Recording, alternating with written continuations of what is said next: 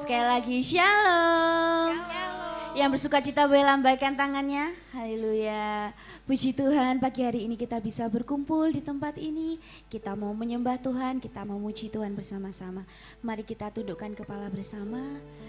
Selamat pagi Bapa, selamat pagi Yesus, selamat pagi Roh Kudus.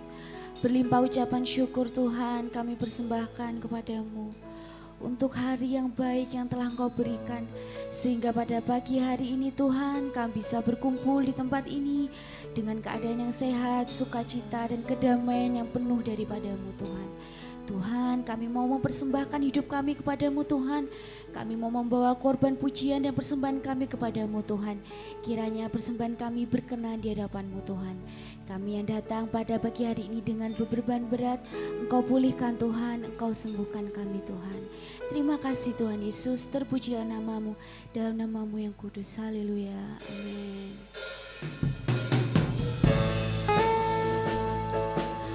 Mari kita masuk ke dalam hadirat Tuhan dengan membawa setiap korban pujian kita, karena hanya Tuhan yang layak kita sembah, karena hanya Dia yang layak kita puji. Haleluya, haleluya.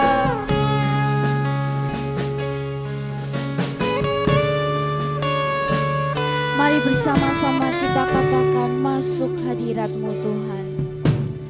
Masuk hadirat-Mu Tuhan, dengan korban pujian. Masuk hadirat-Mu Tuhan, berhiaskan kekudusan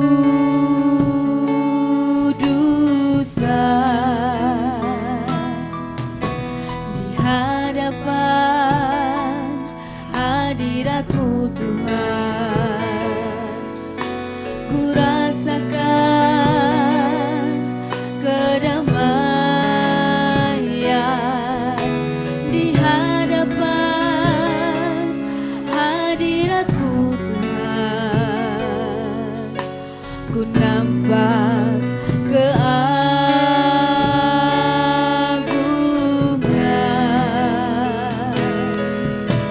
Yesus,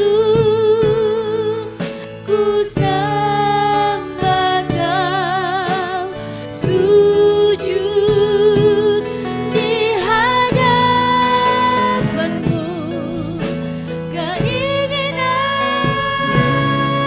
dalam hidupku hanya untuk menyembah Ya Yesus, Yesus, ku sembah Kau, sujud di hadapan-Mu. Keinginan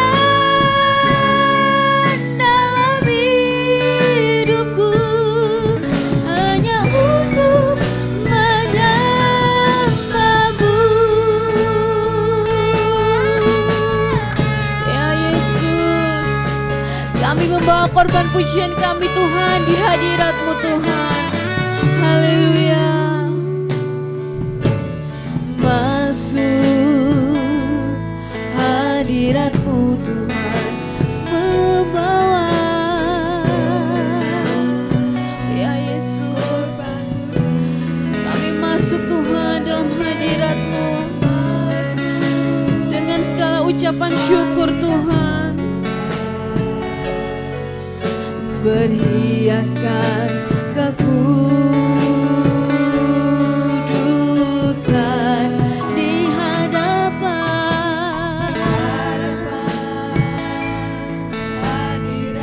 Ya Tuhan, kami rasakan kedamaian Tuhan. Terima kasih Tuhan Yesus. Di hadapan hadirat-Mu Tuhan, ku nampak keagungan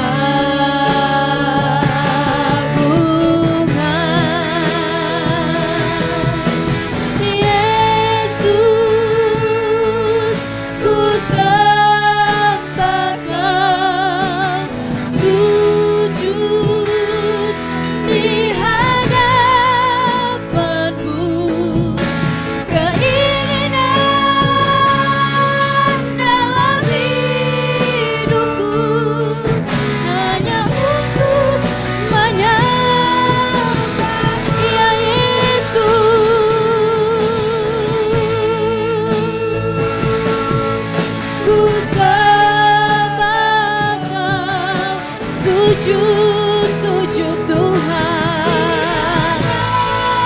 Tuhan. Ya Yesus, dalam hidupku hanya untuk menyembah-Mu ya Yesus. Oh Yesus, ku sembah Kau, sujud di hadapan-Mu. Keinginan dalam hidupku hanya untuk Mari kita katakan bersama-sama. Yesus, ku sembah Kau, sujud di hadapan. Yes, Jesus. Keinginan dalam hidupku hanya untuk menyembah. Ya Yesus,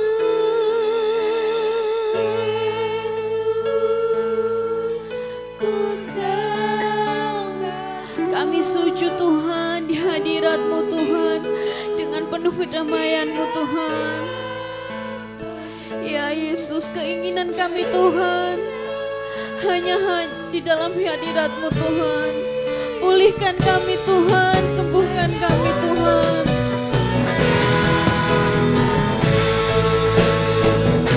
Oh Yesus, ku sembah Kau, sujud di hadapan-Mu.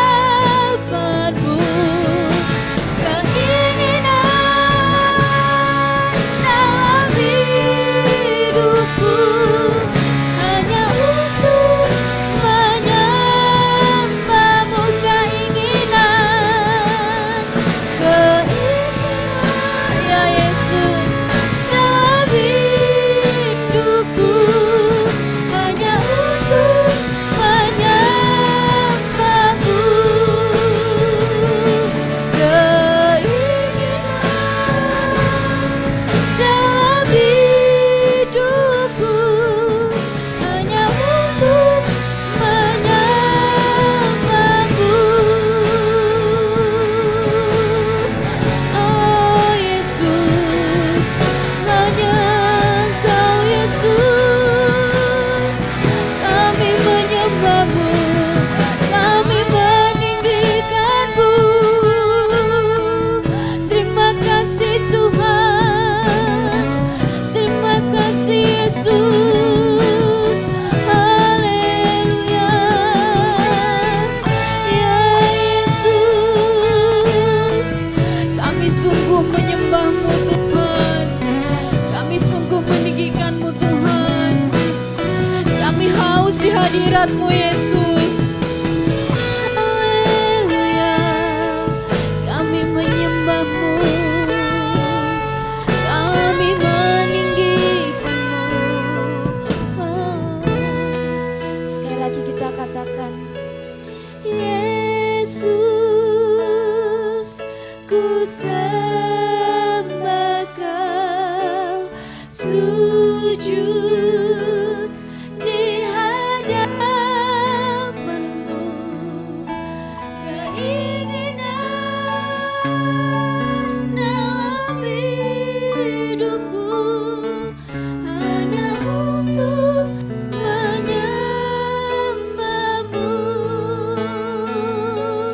Keinginan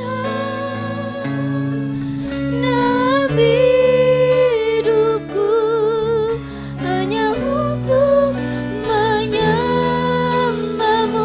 Keinginan dalam hidupku hanya untuk menyembah-Mu. Berikan sorak-sorai terbaik untuk Tuhan. Kami siap Tuhan untuk memuji memuliakan nama-Mu. Kami siap menari untuk-Mu. Kami siap menyanyi untuk-Mu. Setiap kita yang percaya katakan amin. Saya undang Bapak Ibu untuk bangkit berdiri. Mari kita nyatakan bahwa sungguh baiknya dan sungguh indahnya Tuhan. Saya mengajak Bapak Ibu untuk bersalaman kanan dan kiri, katakan Tuhan Yesus memberkati. Mari kita nyanyikan sungguh alangkah baiknya. Haleluya.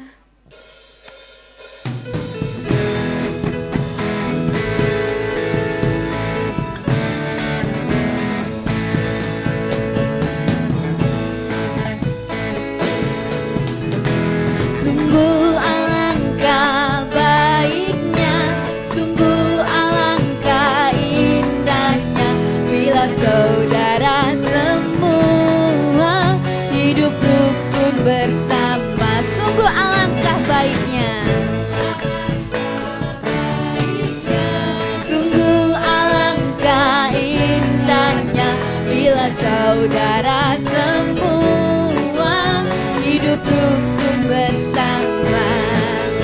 Seperti minyak di kepala Harun yang kejanggut dan jubahnya turun, seperti embun di bukit Hermon mengalir ke bukit Sion. Sebab kesanalah Allah meminta agar berkat-berkat-Nya tercurah, serta memberikan anugerah hidup selama-lamanya. Sungguh alangkah baiknya, sungguh alangkah indahnya, bila saudara semua hidup rukun bersama. Sungguh alangkah baiknya, bila saudara semua hidup rukun bersama. Seperti minyak di kepala Harun yang kejanggut dan jubahnya turun, seperti embun di bukit Hermon mengalir ke bukit Sion. Sebab kesanalah Allah meminta agar berkat-berkat-Nya tercurah, serta memberikan anugerah hidup selama-lamanya. Mari kita nyanyikan dari awal dengan lebih semangat.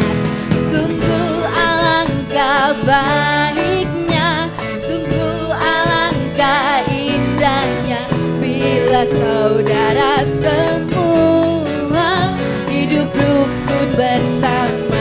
Sungguh alangkah baiknya, sungguh alangkah indahnya, bila saudara semua hidup rukun bersama. Seperti minyak di kepala Harun yang kejanggut dan jubahnya turun, seperti embun di bukit Hermon mengalir ke bukit Sion. Kesanalah Tuhan memerintah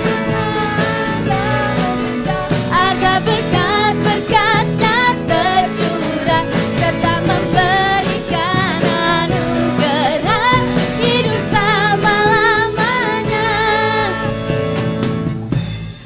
Seperti minyak di kepala Harun yang kejanggut dan jubahnya turun, seperti embun di bukit Hermon mengalir ke bukit Sion. Sebab apa? Sebab kesanalah Allah meminta agar berkat-berkat-Nya tercurah, serta memberikan anugerah hidup selama-lamanya.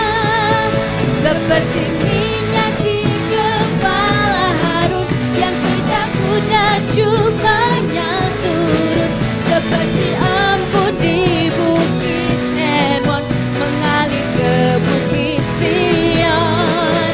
Sebab kesanalah Allah memerintah agar berkat-berkat-Nya tercurah, serta memberikan anugerah hidup selama-lamanya.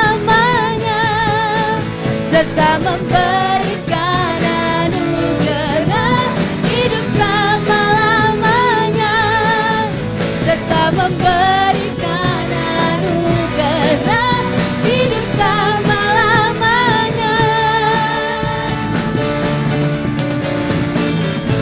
Masih semangat memuji Tuhan?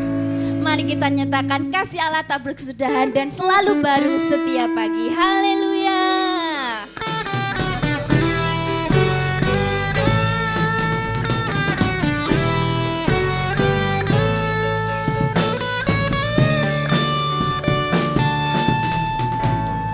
Kasih Allah tak berkesudahan, selalu baru setiap pagi.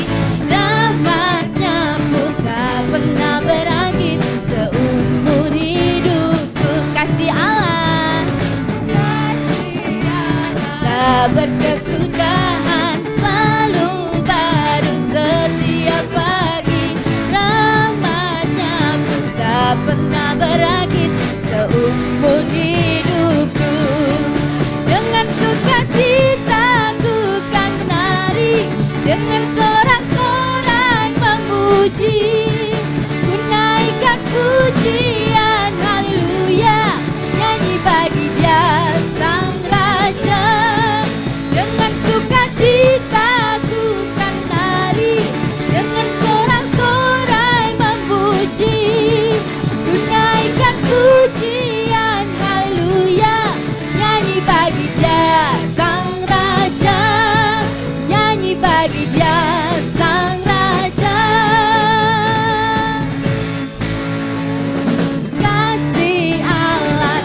Berkesudahan, selalu baru setiap pagi.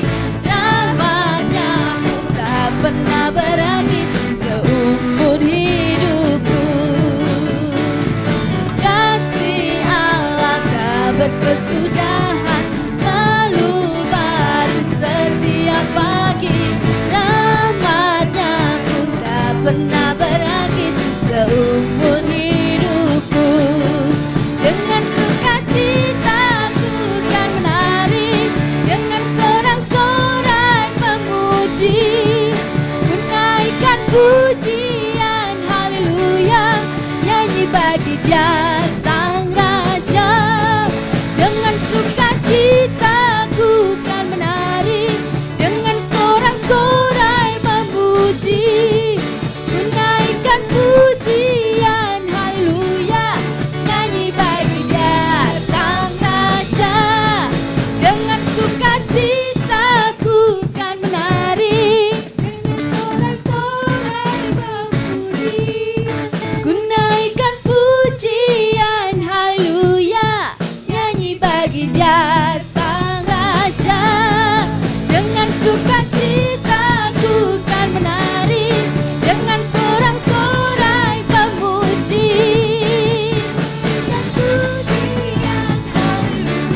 Nyanyi bagi Dia Sang Raja, nyanyi bagi Dia Sang Raja, nyanyi bagi Dia Sang Raja. Selamanya. Haleluya.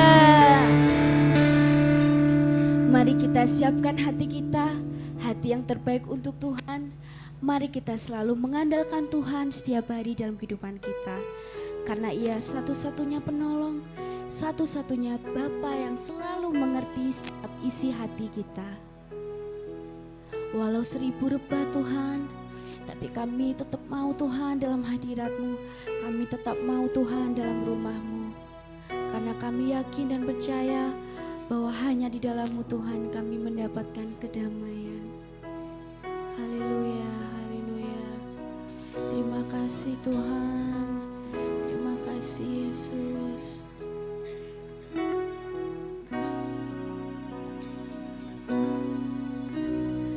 Tiada pernah ku ragukan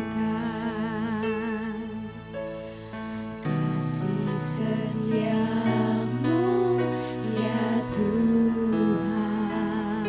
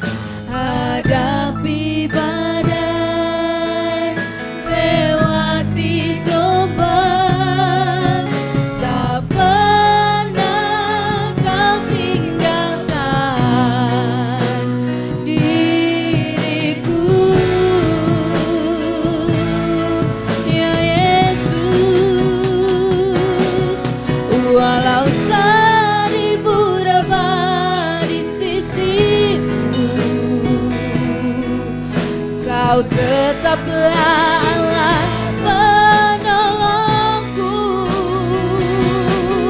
walau 10.000 rebah di kananku, takkan ku goyah, sebab Yesus sertaku.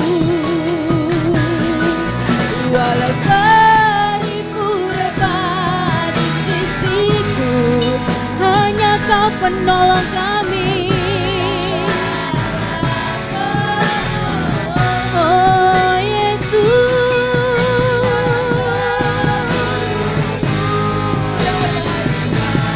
aku takkan ku goyah, sebab Yesus sertaku.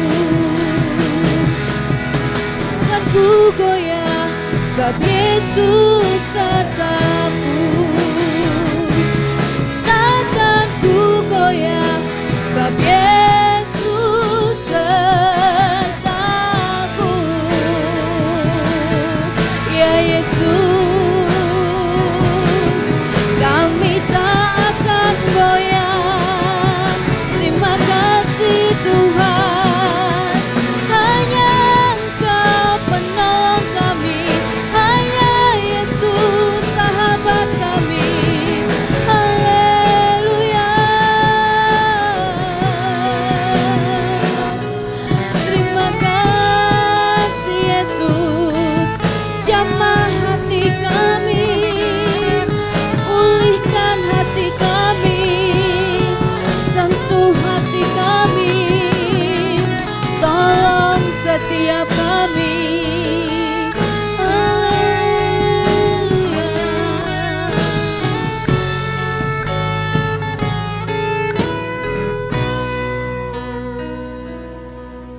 Walau 1000 rebah di sisiku, Kau tetaplah Allah penolongku. Walau 10.000 rebah di kananku, takkan ku goyah, sebab Yesus sertaku. Walau 1000 rebah,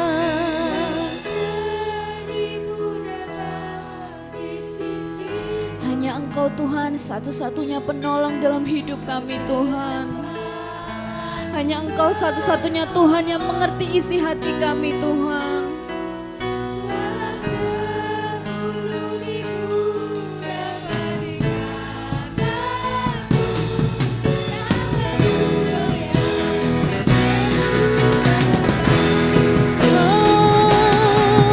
Walau 1000 rebah di sisiku, Kau tetaplah Allah penolongku.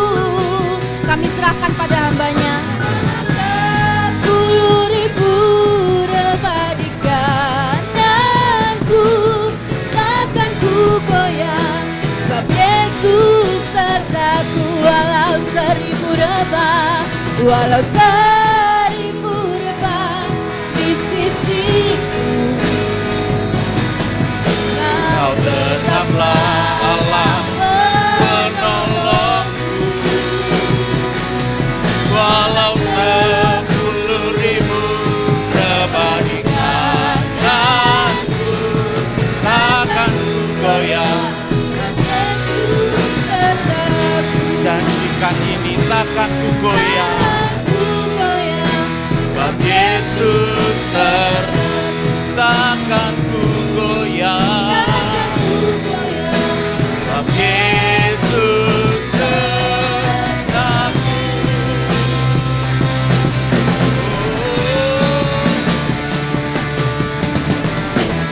Amin, haleluya. Berikan sorak-sorai kemenangan buat Allah kita. Haleluya. Kami mengucap syukur pagi ini Tuhan, karena kami tahu kehadiran Roh-Mu di tengah-tengah kami begitu nyata. Sebentar kami mau buka hati, pikiran, perasaan, kehendak kami untuk lewat firman Tuhan. Kiranya hari ini akan menjadi hari di mana Allah akan melawat kami dan menjadikan kami manusia-manusia yang baik. Kami mengucap syukur dan menyambut firman Tuhan, berbicaralah bagi kami dalam nama Yesus. Amin. Berikan tepuk tangan sekali lagi buat Tuhan kita. Haleluya. Shalom. Semua sehat? Ada yang agak ngeregesi? Puji Tuhan, semua sehat. Tuhan memberkati kita semua. Siapa yang setuju Tuhan Yesus baik? Semua setuju ya? Yang setuju boleh kasih tos kanan kirinya bilang Gusti Yesus saya. Oh, iya, Tuhan Yesus baik untuk selama-lamanya. Dia tidak berubah sekarang dulu sekarang dan selamanya. Amin. Puji Tuhan, saudara-saudara. Bulan Februari telah kita lewati bersama-sama 29 hari. Wah, Februari kemarin itu Februari yang langka ya. Karena ada 29 hari. 4 tahun sekali kita nikmati Februari sampai 29. Tapi puji Tuhan kita bisa lewati dan kita memasuki bulan Maret. Maret makin rekat sama Tuhan. Amin. Haleluya. Nah, Bapak Ibu Saudara, sebelum saya menyampaikan firman Tuhan lebih lanjut,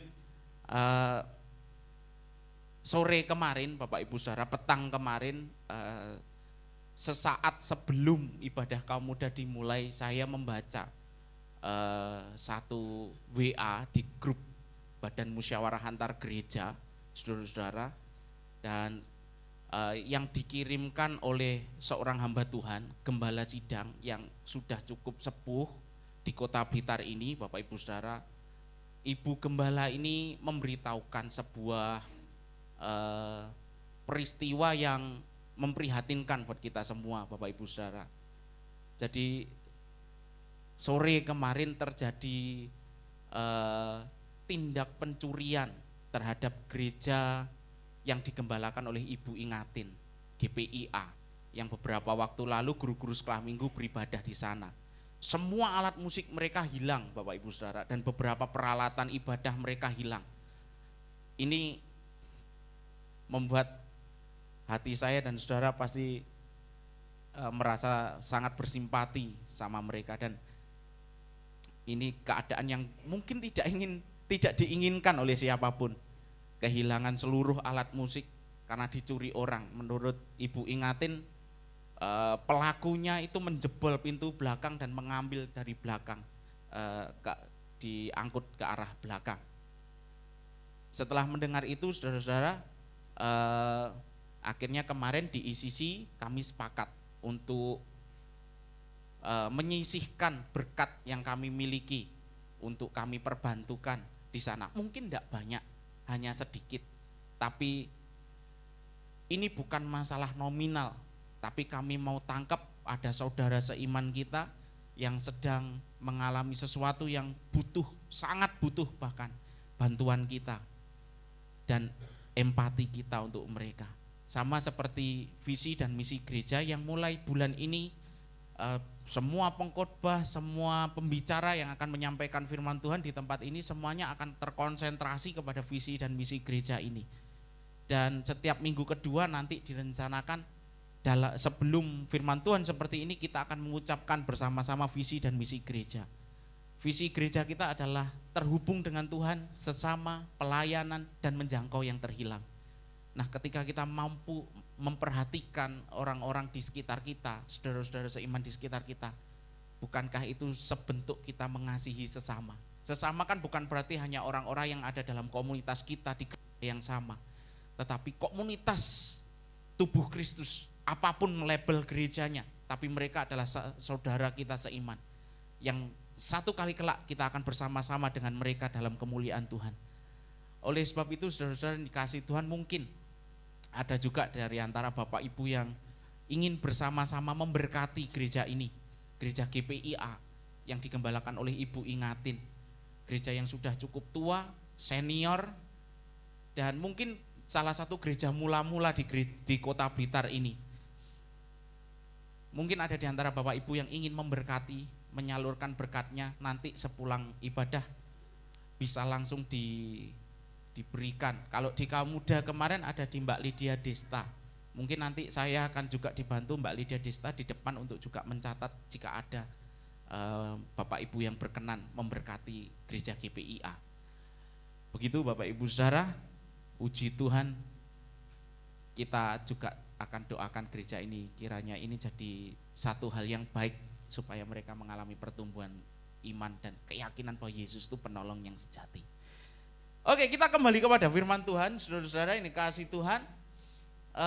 Di minggu pertama bulan Maret ini akan mengupas tentang hidup dekat dengan Tuhan, saudara-saudara. Jadi selama 2 bulan ke depan, semua khotbah yang akan disampaikan akan bermuara kepada hidup dekat dengan Tuhan. Dan hari ini saudara-saudara, ini kasih Tuhan, saya akan menyampaikan satu renungan firman tentang monster-monster dalam kehidupan kita. Monster-monster dalam kehidupan kita. Dan saudara-saudara, ini kasih Tuhan, saya ingin menyamakan persepsi kita tentang definisi monster. Nah, kira-kira kalau Mas Odi dengar kata monster itu apa, Mas? Wow, monster. Menyeramkan, betul. Jocelyn, monster itu apa, Jo? Musuh Ultraman. Betul, Mas Yud. Menakutkan.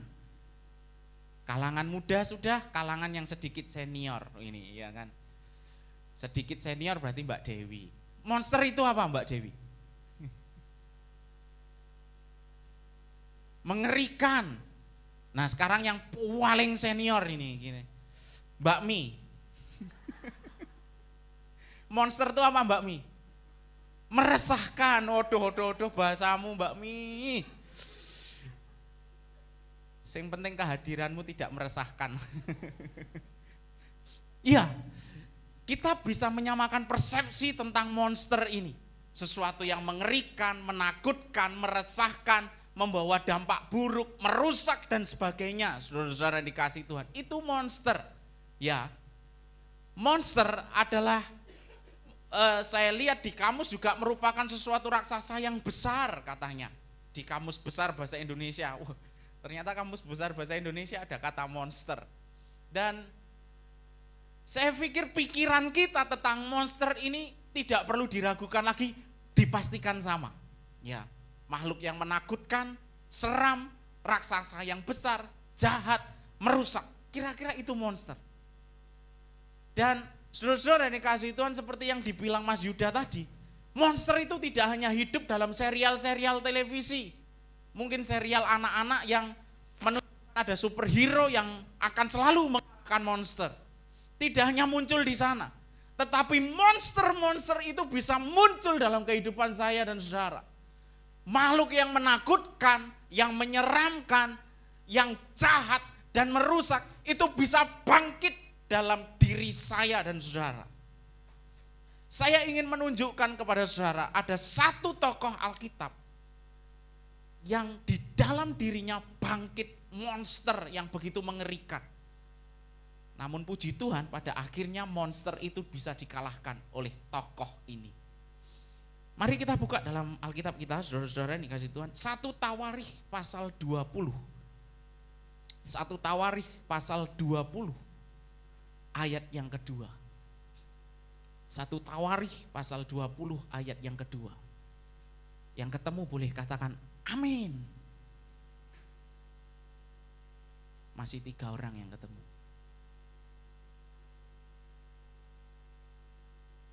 Puji Tuhan. Amin. Nah, sudah lebih banyak yang ketemu. Di dalam 1 Tawarikh 20 ayat yang kedua, saudara-saudara, pada bagian A, di sana dikatakan sesudah itu Daud mengambil mahkota dari kepala raja mereka. Nah, saudara-saudara, kalau kita baca dari pasal 20, mulai ayat yang pertama sampai ayat yang terakhir, di situ kita akan menemukan bahwa Daud bersama dengan tentara Israel berhasil memenangi perang melawan beberapa musuh-musuhnya. Saudara-saudara yang dikasihi Tuhan. Dan pada ayat yang kedua dari pasal ke-20 ini ada satu tindakan simbolis yang dilakukan oleh Daud, saudara-saudara. Dan tindakan simbolis ini mungkin akan menjadi peristiwa yang sangat dikenang oleh raja yang dikalahkan oleh Daud ini. Daud melakukan apa sih? Daud mengambil mahkota dari kepala raja mereka. Saudara-saudara yang dikasihi Tuhan. Sudah dikalahkan dan mahkotanya diambil. Ini tindakan untuk mempermalukan musuh. Dan apalagi mahkota raja itu dipakai Daud. Seolah-olah Daud sedang berkata, aku berkuasa atas daerahmu. Aku berkuasa juga atas hidupmu. Aku berkuasa atas kerajaan. Daud seperti bilang begitu. Daud merasa sangat hebat sekali dengan dirinya, saudara-saudara, karena mengalahkan beberapa lawan. Mari kita lompat dalam 1 Tawarikh pasal 21 ayat yang kedua di sana dikatakan begini, lalu berkatalah Daud kepada Yoab dan kepada para pemuka rakyat, pergilah, hitunglah orang Israel dari Beersheba sampai Dan dan bawalah hasilnya kepadaku supaya aku tahu jumlah mereka. Saudara-saudara yang dikasihi Tuhan, ayat ini sepertinya tidak bermasalah. Ayat ini tidak mengandung masalah apapun sepertinya. Hanya sensus biasa yang dilakukan oleh Daud, saudara-saudara yang dikasihi Tuhan. Tapi kalau kita melihat, saudara-saudara, tradisi kebangsaan atau stigma kebangsaan yang ada di dalam diri Israel pada zaman itu, saudara-saudara, ini menjadi sesuatu yang sangat amat berdosa. Kenapa? Karena bangsa Israel meyakini bahwa diri mereka, hidup mereka itu miliknya Allah. Ya. Dan seluruh kerajaan Israel itu miliknya Allah.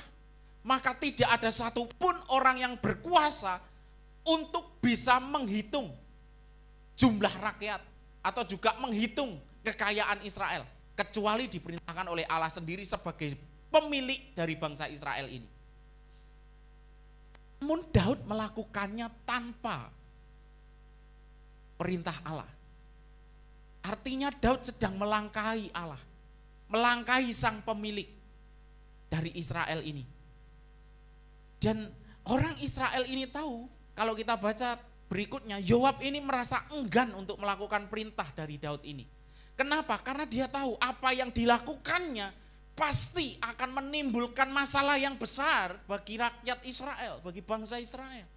Makanya Yoab kemudian enggan melakukannya. Tetapi mau gak mau Yoab melakukannya karena dia tahu siapa dia di hadapan Daud. Dia hanya seorang bawahannya Daud yang mau gak mau dia harus mematuhi titah raja. Saudara-saudara yang dikasihi Tuhan. Daud melakukan ini karena motivasinya gak benar. Dia merasa kemarin saya menang perang, dia ingin menunjukkan, dia ingin menghitung, dia ingin menginventaris kekuatannya. Seberapa kuat sih saya? Jadi artinya ketika Daud memutuskan untuk menghitung rakyat Israel yang begitu banyak ini, Daud sedang digerakkan oleh satu raksasa yang bangkit dalam dirinya. Saudara-saudara yang dikasihi Tuhan. Dan raksasa yang bangkit dalam diri Daud, namanya kesombongan. Sehingga Daud menghitung ini untuk menunjukkan betapa tangguh dan kuatnya dia di tengah kerajaan Israel yang dianggap kecil oleh kerajaan-kerajaan lain. Tapi Daud mau menyombongkan diri, ini loh Israel, di bawah pemerintahanku, kerajaan yang kuat, kerajaan yang hebat, kerajaan yang tak terkalahkan oleh siapapun. Itu maksudnya Daud. Tapi bagaimana mungkin Daud bisa melakukan itu? Karena kita mengenal Daud. Dalam Alkitab kita, Daud itu disebut sebagai salah seorang sahabat Allah. Tapi sahabat Allah ini bisa mengkhianati Allah dengan kesombongannya. Bagaimana mungkin itu bisa terjadi? Di ayat yang pertama dari Tawarikh 21 ini dikatakan, saudara-saudara, iblis bangkit melawan orang Israel dan ia membujuk Daud untuk menghitung orang Israel. Jadi Daud termakan bujuk rayunya iblis. Saudara-saudara yang dikasihi Tuhan, Daud termakan bujuk rayunya iblis. Kita bisa berlogika, bayangkan Daud yang Alkitab sebut sebagai sahabat Allah, dia lo bisa termakan bujuk rayunya iblis. Bagaimana jika ada orang yang hanya seminggu sekali buka Alkitab, itu pun pas ibadah raya? Pasti itu akan lebih mudah jatuh dalam bujuk rayunya iblis. Saudara-saudara yang kasih Tuhan, Daud jatuh bujuk rayunya iblis. Saudara, kita nggak bisa klaim saya anak Tuhan, iblis tak idek wis kalah. Kita nggak bisa gitu. Kita nggak bisa klaim kayak gitu. Aku anak Tuhan, disertai Tuhan, kuasa Tuhan ada atasku. Aku ngomong nama Yesus, iblis pasti pergi. Wah, gak bisa gitu saudara-saudara. Daud saja jatuh. Saya mau katakan, iblis itu jauh lebih tua ketimbang kita semua yang paling tua di sini. Iblis jauh lebih tua. Artinya dia tahu ribuan cara dan dia tahu melihat sisi-sisi lemah dari seseorang. Itu iblis. Ya. Iblis sangat tahu kelemahanmu. Bahkan ketika engkau merasa kuat sekalipun, iblis akan menjadikan itu celah yang paling besar untuk meruntuhkanmu, untuk menjatuhkanmu. Itu iblis. Ketika kita merasa kuat, justru iblis melihat itu kelemahan. Ketika kita merasa paling rohani, iblis justru melihat itu adalah kesempatan untuk menjatuhkanmu. Jadi saudara-saudara nih, kasih Tuhan, iblis ini pinter banget. Makanya iblis itu disebut sebagai bapa dari segala dusta, bapa dari segala kelicikan. Dengan mudah dia bisa mengetahui kelemahanmu. Jadi kita tidak akan pernah bisa merasa saya lebih kuat daripada segala strategi iblis. Tidak bisa, iblis jauh lebih pintar. Sekali lagi, Daud saja bisa jatuh dalam bujuk rayunya iblis. Semudah itu. Saudara-saudara ini kasih Tuhan. Padahal kalau Daud adalah salah seorang tokoh yang saya kagumi. Kenapa? Karena Daud ini tokoh yang bukan hanya diperlihatkan sisi-sisi baiknya saja. Tapi Alkitab juga mencatat sisi-sisi negatif dari seorang Daud ini. Kejelekannya Daud itu dibuka di Alkitab. Dia ngintip cewek mandi, ya kan? Ada yang pernah di sini ngintip cewek mandi? Saya yakin Mas Yusuf pernah ngintip Mbak Dewi mandi. Oh, ora usah ngintip, dibuka nih ya Mbak Dewi ya. Sambil makan popcorn enggak? Ya. Saudara-saudara dikasih Tuhan. Daud pernah ngintip cewek mandi, tapi kalau dibilang ngintip juga enggak cocok ya. Orang dia ngelihat ya. Dia ngelihat dari bentengnya yang tinggi itu, ngelihat Batsheba mandi dan dia jatuh hati. Yang kedua, dia membunuh Uria, panglimanya sendiri, suaminya Batsheba. Berikutnya, ini yang baru saja kita lihat, Daud menghitung jumlah rakyat Israel. Dan berikutnya, beberapa peneliti mengatakan bahwa Daud ini tidak diperkenankan oleh Allah membangun bait Allah karena dia kejam. Ketika dia membunuh lawan-lawannya, ketika dia mengalahkan lawan-lawannya, dia disebut sebagai seorang yang bersimbah darah sehingga dia tidak layak bangun bait Allah. Saudara-saudara. Tapi sekali lagi saudara-saudara, Daud ini pribadi yang saya sukai. Daud ini pribadi saya ngefan kepada dia. Melewati semua hal baik dan yang tidak baik yang dia alami, dia pada akhirnya menyadari bahwa dia ini lemah, dia butuh Tuhan. Tapi sekali lagi, dari pengalaman buruknya kita bisa melihat ada raksasa-raksasa yang mungkin saja akan bangkit dalam hidup saya dan saudara. Apa saja raksasa itu? Yang pertama, saudara dikasih Tuhan, monster yang bangkit dalam kehidupan kita, yang pertama namanya kesombongan. Sama seperti Daud tadi, bangkit monster yang namanya kesombongan, saudara-saudara yang dikasih Tuhan. Kesombongan ini muncul karena kita merasa bisa, kita merasa paling kuat, kita merasa paling unggul, merasa benar sendiri. Sehingga pada akhirnya akan membuat kita memandang orang lain tidak setara dengan kita. Suka merendahkan orang dan sulit memberikan pujian. Itu ciri-ciri orang yang tumbuh monster kesombongan di dalam dirinya. Yang kedua, Monster yang mungkin saja bangkit dalam kehidupan kita adalah kekhawatiran, saudara-saudara yang dikasihi Tuhan. Kekhawatiran akan menguasai pikiran kita dengan menumbuhkan ketakutan-ketakutan yang belum tentu menjadi nyata dalam hidup saudara dan saya. Ketakutan itu belum tentu ada. Yang kita takutkan itu belum tentu menjadi nyata. Tapi kita bisa merasakan takut karena raksasa kekhawatiran ini tumbuh dan bangkit dalam diri kita, saudara-saudara yang dikasihi Tuhan. Dan hebatnya, ketika orang khawatir, justru kecenderungannya yang terjadi, orang seperti ini malah menjauh dari Tuhan.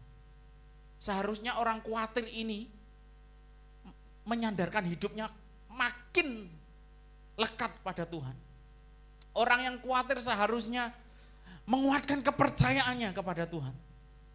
Tapi ketika raksasa kekhawatiran ini tumbuh dan menjadi besar dalam diri saudara, yang terjadi dalam diri saudara, ini hebatnya monster kekhawatiran ini. Justru akan membuat saudara ragu kepada Tuhan, tidak mengandalkan Tuhan, dan justru saudara akan mengandalkan diri saudara sendiri. Saudara akan termotivasi, terdorong untuk menyelesaikan masalah-masalah saudara dengan kekuatan saudara sendiri. Ini raksasa kekhawatiran. Yang ketiga, saudara-saudara, monster yang mungkin saja tumbuh dalam hidup saudara. Coba lihat kiri kanan saudara. Itu bukan monster. Tapi bisa saja orang di kanan kiri saudara tumbuh monster di dalamnya. Tepok mereka, jangan tumbuh monster gitu. Ya. Karena monster yang ketiga ini begitu mengerikan juga. Monster yang ketiga saya nggak tahu namanya. Tetapi efeknya akan membuat saudara terlalu mengasihani diri sendiri. Terlalu mengasihani diri sendiri. Mengasihi diri sendiri itu baik. Mempedulikan diri sendiri itu baik. Menjadi support system terhadap diri sendiri itu baik. Melakukan cara-cara untuk menolong diri kita menjadi semakin kuat dan berdiri teguh itu baik. Tetapi ketika hal itu menjadi celah yang dimanfaatkan oleh iblis, maka yang terjadi saudara akan makin mengasihi diri sendiri. Dan itu menjadi merusak buat hidup saudara. Dan ketika saudara mengasihi diri sendiri, saudara akan menjadi orang yang merasa saya adalah orang yang paling terzolimi. Yang lain diperhatikan, saya tidak diperhatikan. Padahal gereja ini memperhatikan seluruh jemaat Tuhan. Tante Dede, gembala sidang di tempat ini tidak pernah beda-bedakan satu dengan yang lainnya. Tapi orang-orang yang mengasihi diri sendiri, terlalu mengasihani diri sendiri akan merasa, kok aku ora diperhatekno ya ambek gereja yo. Kok rekan gembala lo gak pernah doakan nyebut namaku ya. Kok rekan gembala gak pernah ngunjungi aku ya. Kok aku ini gak pernah diperhatekno.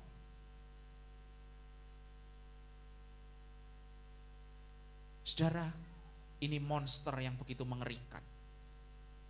Karena ketika saudara merasa diri paling terzolimi, diperlakukan tidak adil, saudara akan menjadi orang yang tumbuh dalam egoisme, yang membuat saudara minim kepedulian. Dan yang penting adalah aku, dan aku. Jadi saudara-saudara yang dikasihi Tuhan, hati-hati, ini juga monster yang mengerikan. Yang keempat, pikiran negatif.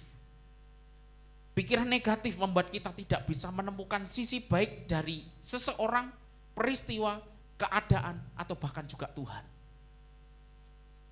Pikiran negatif akan membuat kita berpikir, apa yang Tuhan lakukan ini salah. Dan yang keluar dari mulut kita bukannya pujian kepada Tuhan, tapi justru perkataan-perkataan yang bersifat kutuk. Dan kutuk itu justru terarah kepada diri saudara sendiri. Jadi pikiran negatif juga menjadi monster yang mengerikan buat saudara. Jangan izinkan iblis membangkitkan monster ini.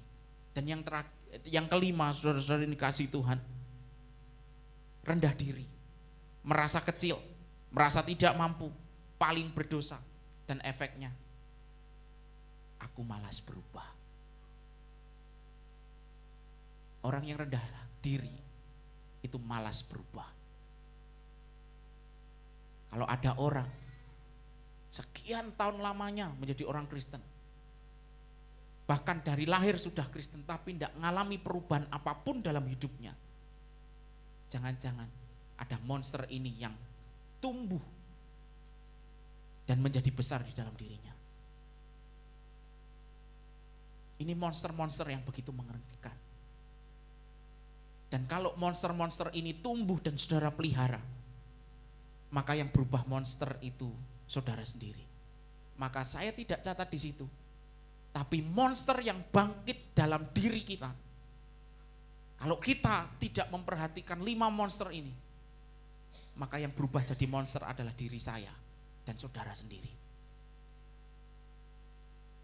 Diri saya dan saudara bisa menjadi makhluk yang begitu mengerikan, menakutkan, merusak.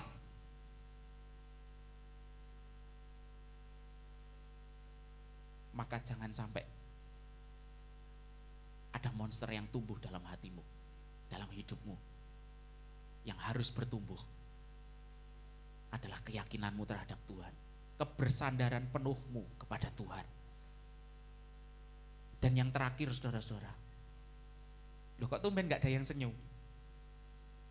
Wah, terlalu berkarisma saya hari ini kayaknya ya. Atau saudara terlalu mengantuk? Yang terakhir saudara-saudara, bagaimana cara mencegah dan juga menjadi solusi jika monster itu bangkit dalam kehidupan kita? Yang cuma satu, sadar diri dan andalkan Tuhan saja. Sadar diri bahwa monster-monster itu bangkit karena tidak ada Tuhan dalam diri saya dan saudara. 5-6 monster tadi bangkit dalam dirimu, menjadi indikasi ketiadaan Tuhan dalam hidupmu. Kau bisa jadi beribadah, kau bisa jadi bergereja, engkau doa pagi setiap hari, engkau melayani bahkan, tapi tidak menjamin monster itu tidak bangkit. Karena bisa jadi ketika engkau melakukan berbagai macam ritual peribadatanmu, engkau melakukannya tanpa Tuhan. Tidak ada Tuhan dalam dirimu. Monster-monster itu bangkit menjadi besar karena di dalam dirimu tidak ada Tuhan. Jadi saudara-saudara yang dikasihi Tuhan, cara satu-satunya untuk melawan semua monster-monster tadi adalah dengan membangun fellowship yang intim dengan Tuhan. Multiplikasikan waktumu dengan Tuhan. Lipat gandakan waktumu berjumpa dengan Tuhan. Karena kalau kita nggak ngelipat gandakan waktu kita berjumpa dengan Tuhan, itu sekali lagi dia pinter banget mencari celah, sekecil apapun celah bisa dia manfaatkan untuk menjatuhkanmu. Maka multiplikasikan waktumu, semakin dekatkan dirimu pada Tuhan. Dan jangan pernah merasa saya sudah dekat kok sama Tuhan. Dekenganku Gusti Allah kok. Jangan pernah merasa begitu karena itu monster yang pertama tumbuh. Justru kita harus belajar. Saya ini orang yang paling jauh dari Tuhan. Sehingga saya mau menggapai tangan Tuhan setiap waktu saya. Kalau saya hidup, itu jadi kesempatan buat saya untuk sama Tuhan. Jadi kesempatan buat saya untuk menghampiri, menjumpai Tuhan. Karena Tuhan itu, saudara-saudara, jangan dipikir Tuhan itu matanya buta. Jangan dipikir Tuhan itu bodoh, tidak akan lihat saudara. Saudara bisa menyembunyikan dosa saudara. Mata Tuhan terlalu tajam, saudara-saudara. Dia tapi juga bukan menjadi seperti polisi yang mengawasi saudara. Ketika saudara bersalah, langsung hajar dengan hukuman. Tidak begitu juga, tapi sekali lagi, kasih karunia Tuhan membuat kita memiliki kesempatan untuk dekat sama Tuhan. Manfaatkan itu sebagai solusi dari segala permasalahan saudara. Multiplikasikan waktu bersama dengan saudara. Semakin kita punya waktu berkomunikasi dengan Tuhan, tumbuh cinta kita itu juga makin merebak dalam hati kita kepada Tuhan. Kalau kita nggak pernah berkomunikasi atau jarang berkomunikasi dengan Tuhan, mana mungkin cinta itu tumbuh? Ya saudara-saudara, justru yang akan tumbuh akan kesenjangan, ngerasa seperti jauh. Tapi komunikasi dengan Tuhan, berbicara dan juga mendengar suara Tuhan akan membuat saudara mampu melawan monster-monster mengerikan yang mungkin saja bangkit dalam diri saudara. Sadar diri bahwa kita ini lemah dan andal Tuhan saja. Jadikan Dia yang paling satu-satunya dalam hidup saudara. Menjadikan Tuhan yang paling satu-satunya dalam hidup saudara artinya saudara harus membuang segala kenyamanan yang lain sampai-sampai yang tersisa hanya saya dan Tuhan. Yesus cukup buat saya. Amin. Berikan tepuk tangan yang meriah buat Tuhan. Pemain musik boleh ada di tempatnya. Kita akan hampiri Tuhan pagi hari ini. Haleluya. Terima kasih Tuhan. Terima kasih Tuhan. Engkau besar dalam hidup kami. Dan kami mau Engkau menjadi yang paling besar dalam hidup kami. Sampai-sampai tidak ada yang lain yang bisa mengisi hati kami. Tidak ada yang lain yang bisa mengisi pikiran kami, perasaan kami, kehendak kami. Selain Engkau, Tuhan kami. Selain Engkau Allah kami. Kami sembahkan hidup kami seutuhnya buat Tuhan. Ampuni kami. Kalau dalam beberapa waktu kemarin mungkin kami memberikan celah sehingga iblis bisa mengisi dengan sesuatu yang tidak berkenan bagimu sehingga tumbuh monster dalam diri kami. Tapi hari ini kami mengingat penderitaan, pengorbananmu sebagai karya yang besar dalam hidup kami. Yang seharusnya membuat kami mengalami kemerdekaan, pemulihan, pembebasan. Kami mau mengalami itu lagi Tuhan. Kami mau mengalami kebebasan itu lagi Tuhan. Pemulihan itu lagi Tuhan. Kami mau Engkau jadi yang terbesar dalam hidup kami.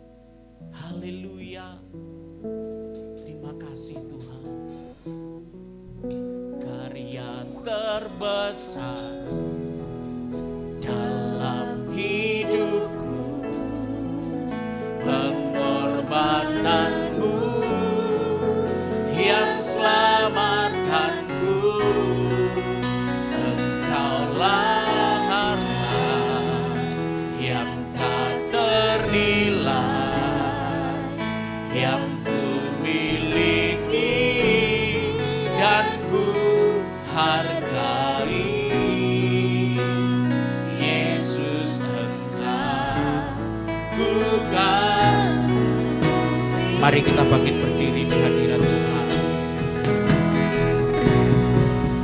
Karya terbesar dalam hidupku, pengorbananmu, yes, yang selamatkanku. Engkaulah harta yang tak ternilai, yang ku miliki dan ku hargai.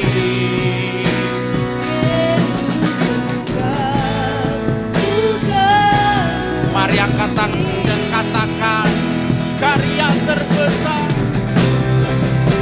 Karya terbesar dalam hidupku, pengorbananmu yang selamatkanku. Engkaulah, hanya Kau harta kami yang ku miliki dan ku hargai. Yesus Engkau, ya Tuhan, karya terbesar. Oh, karya terbesar dalam hidupku, pengorbananmu yang selamatkanku. Engkaulah harta yang tak ternilai, yang ku miliki dan ku hargai. Yesus Engkau ku kagumi. Mari dengan suara nyaring katakan, karya.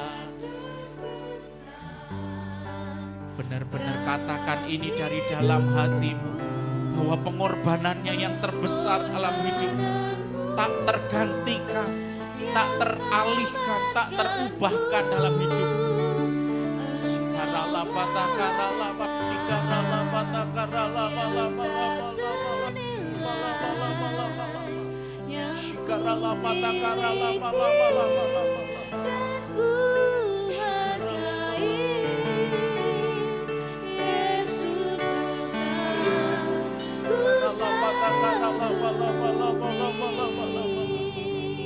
Mari setiap hati berurusan dengan Tuhan pagi ini. Mari setiap pribadi berurusan dengan roh Tuhan pagi ini.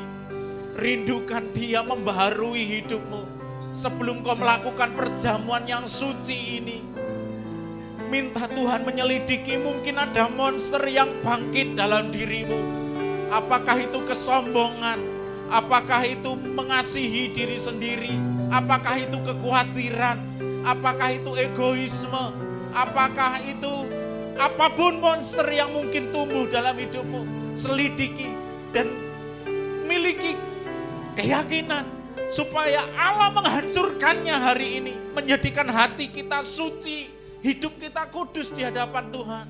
Karena Alkitab katakan, hanya yang kudus yang akan melihat Tuhan. Kalau engkau merindukan Tuhan, biarkan Tuhan menelisik hatimu dan menyucikannya. Mari taruh tangan kanan di dadamu, taruh tangan kanan di dadamu. Angkat tanganmu di hadapan Tuhan. Ini kami Tuhan, baru hidup kami Tuhan. Kami mau lebih melihat Engkau lebih dari siapapun.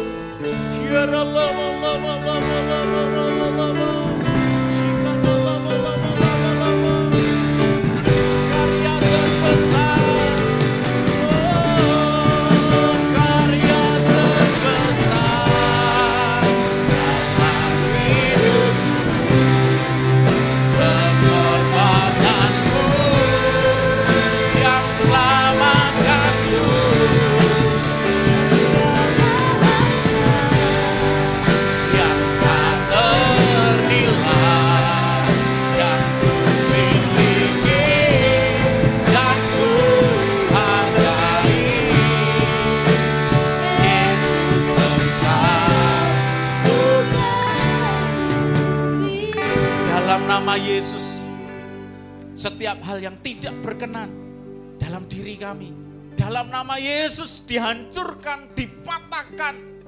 Tidak ada kuasa yang berkuasa dalam hidup kami selain kuasa Allah. Aku mematahkan roh kemarahan, aku mematahkan roh dendam, aku mematahkan roh iri hati, aku mematahkan roh kekurangan, roh mengasihi diri sendiri. Aku mematahkan roh-roh yang tidak berasal dari Allah. Iblis keluar dari hidup kami. Kami milik Allah. Dan selama-lamanya kami milik Allah. Dalam nama Yesus, kami menjadi suci dan kudus. Allah menyucikan kami, menguduskan kami. Kami umat ketebusan. Kami umat pemenang. Dalam nama Yesus. Allah Roh Kudus menyucikan setiap hati kami, menyembuhkan setiap luka batin kami, menyembuhkan setiap kekecewaan, memperbaharui hidup kami, menjadi baru, hubungan dipulihkan dalam nama Yesus, ekonomi dipulihkan dalam nama Yesus, kesehatan dipulihkan dalam nama Yesus. Kami menjadi baru pagi ini. Dan kami bersiap berjalan bersama Tuhan di hari-hari yang tersisa dalam hidup kami. Kami semakin erat pegang tangan Tuhan, itu janji kami Tuhan. Kami tidak biarkan iblis merasuk dan membujuk kami. Karena yang kami mau dengar hanya suara-Mu Tuhan. Suara manis, lembut, tetapi suara yang juga memperbaharui, memecahkan segala sesuatu yang keras dalam hati kami. Melembutkan kami, dan kami bisa hidup sama seperti Yesus hidup. Haleluya. Ibu Gembala akan memimpin perjamuan kudus pagi ini. Karya terbesar dalam hidupku.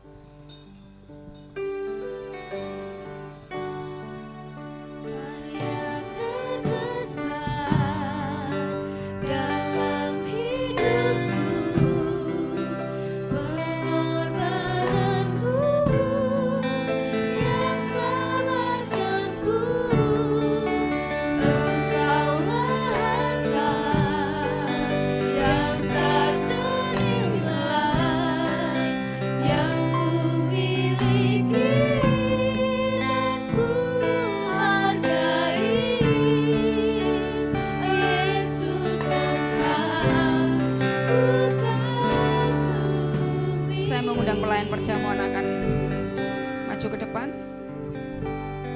Haleluya, haleluya, haleluya. Haleluya.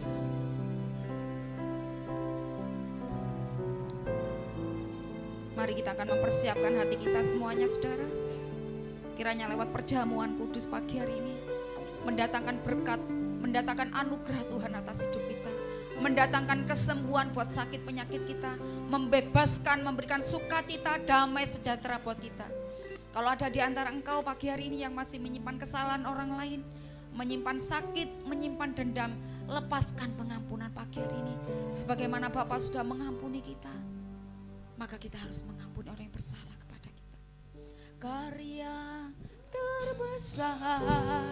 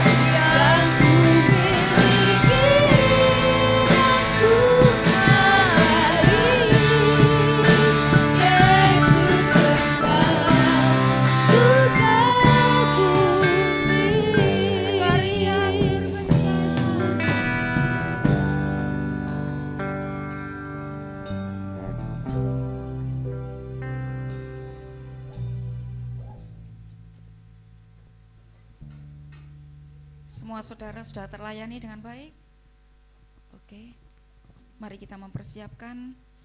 Mari kita akan menaruh roti di tangan kanan kita, angkat tinggi-tinggi dan dengarkan firman Tuhan untuk kita semuanya pagi hari ini, saudara. Haleluya. Sebab apa yang telah kuteruskan kepadamu telah aku terima dari Tuhan, yaitu bahwa Tuhan Yesus pada malam waktu ia diserahkan mengambil roti, dan sesudah itu Yesus mengucap syukur atasnya, ia memecah-mecahkannya dan berkata, inilah tubuhku yang diserahkan bagi kamu, perbuatlah ini menjadi peringatan akan aku. Saudara, roti di tangan kanan kita ini adalah lambang dari tubuh Yesus yang sudah dicabik-cabik, yang sudah dikorbankan untuk saya dan saudara. Mari jangan tinggal lagi di dalam dosamu, di dalam hidupmu yang lama. Mari kita akan mengingat pengorbanan Tuhan buat kita. Tuhan mau kita hidup baru di dalam Dia. Terima keselamatan, terima anugerah Tuhan. Makanlah roti ini saudara, dengan iman, dengan penuh ucapan syukur di dalam nama Yesus.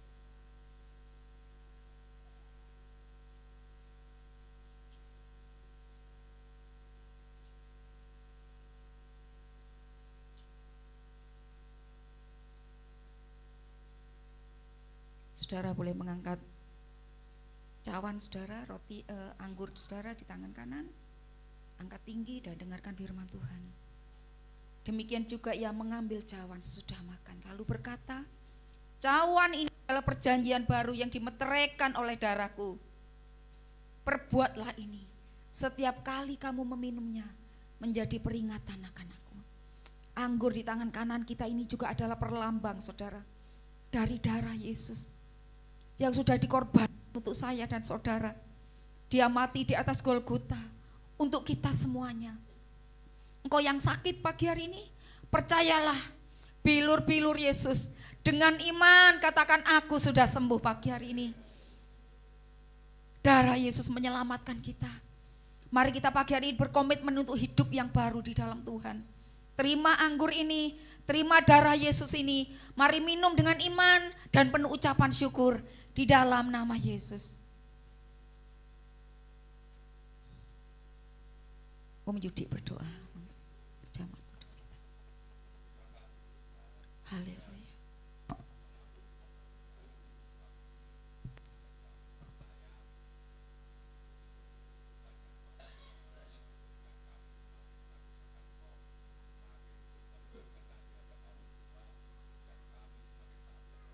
Haleluya. Amin. Terberkati pagi hari ini. Puji Tuhan. Bapak Ibu Saudara nih Tuhan, selama 2 minggu ke depan kita akan melaksanakan beberapa kegiatan kita. Namun Ibu Gembala tidak menyertai kita karena besok Ibu Gembala dan Bapak Gembala akan berangkat ke Israel. Mereka mau umroh, ya kan? Kita doakan supaya menjadi haji yang mabrur. Sekalian honeymoon. Lita siap punya adik ya? Udah pasuan jari Karis. Iya, kita hari ini juga akan mendoakan Ibu Gembala. Kita doakan supaya selama perjalanan rohani yang Bapak dan Ibu Gembala kita lakukan, bukan hanya mendatangkan kekuatan rohani buat mereka, tetapi juga kesehatan Ibu Gembala juga akan tetap terjaga. Pulang ke Indonesia, ke tempat ini juga tetap dalam keadaan ceria dan menggemaskan ya. Jadi selama 2 minggu, mulai besok sampai tanggal 16. Jadi 16 itu perjalanan pulang dari Israel ke sini. Dan kira-kira minggu 17 baru Ibu Gembala ada bersama dengan kita. Kita doakan Ibu Gembala kita. Saya percaya kita sangat mengasihi beliau. Ibu kita semua. Tapi bukan Ibu kita Kartini loh ya. Ibu kita semua, Ibu kita Kartini. Ibu Gembala kita. Untuk itu saya mengundang maju Ibu Gembala bersama dengan rekan Gembala, kita akan doakan bersama-sama. Kita akan nyanyikan satu pujian, Kemurahan-Mu lebih dari hidup. Haleluya. Mari rekan Gembala kita bisa bersama menyertai Ibu Gembala kita mendoakan Ibu Gembala. Haleluya. Mari kita bangkit berdiri. Monggo Bapak Ibu. Mari kita arahkan tangan kita kepada Ibu Gembala kita.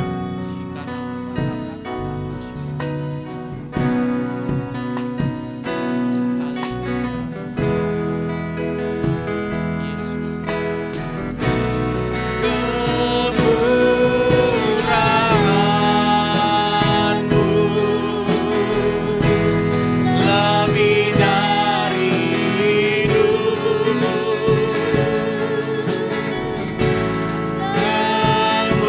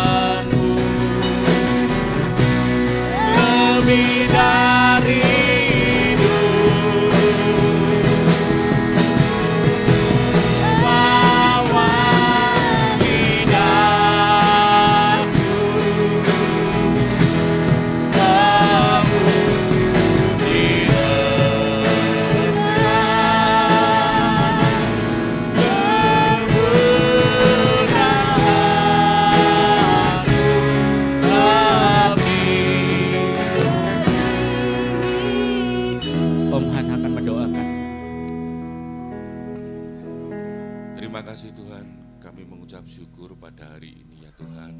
Sebentar kami berdoa buat Ibu Gembala kami ya Tuhan, yang akan pergi ke Israel ya Tuhan.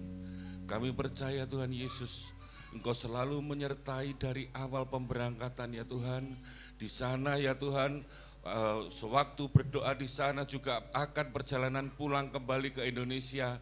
Penyertaan-Mu selalu di dalam dan melindungi Ibu Gembala kami ya Tuhan. Kami di sini jemaat semua berdoa untuk keselamatan beliau dan Bapak Gembala beserta rombongan yang akan berangkat ke Israel ya Tuhan.